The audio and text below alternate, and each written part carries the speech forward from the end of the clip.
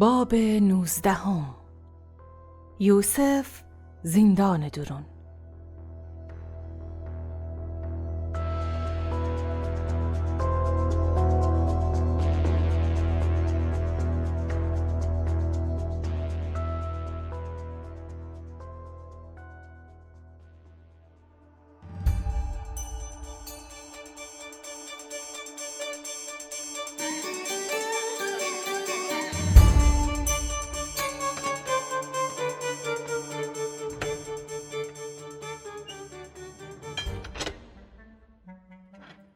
خداوند زندان درونم یوسفم را بو و اون کمک بکوده و یوسف زندانبان ریم عزیز بسته.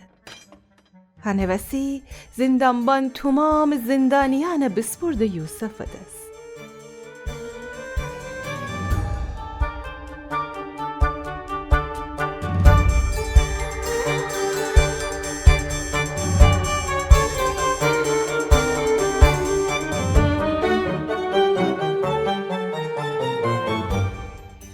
چه بگذشته که فرعون ساقیان رئیس و نانوایان رئیس کاری بکدید که فرعون اوشن جا قیز گفته و اوشن زندان تبده.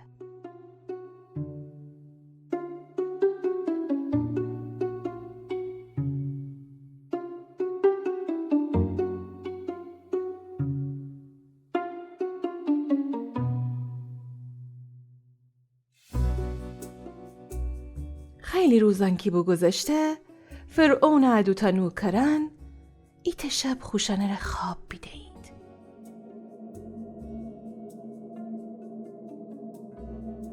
خوشانه خواب یوسف را تعریف بکدید چون که خستیدی خواب تعبیر بدنید.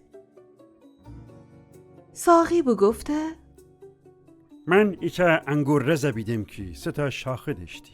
من انگوران بیچم و اوشن فرعون جام درون پیچلستم فدم اونیدس.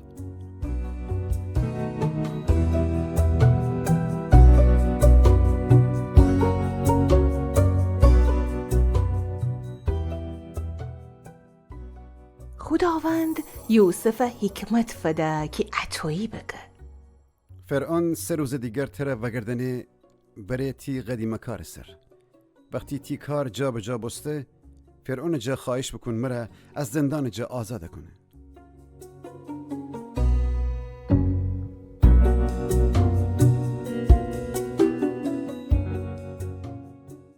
وقتی که نانوا بیشتوست ساقی خواب تعبیر خیر بو یوسف بگفته من بیدیم 3 زنبیل نان میسر جورنه بجورترین زنبیل درون فرعون ری جور و جور خوراک نبو ولی پرندگان وشن خوردن دیوید.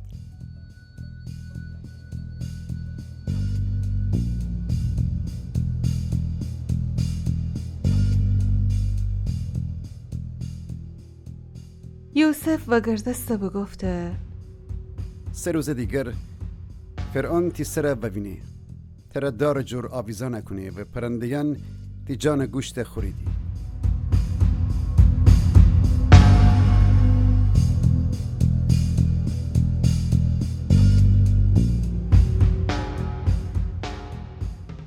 تو که یوسف بگفته بسته ولی ساقیان رئیس خاطرشو کی یوسف ره فرعون امره گپ بزنه.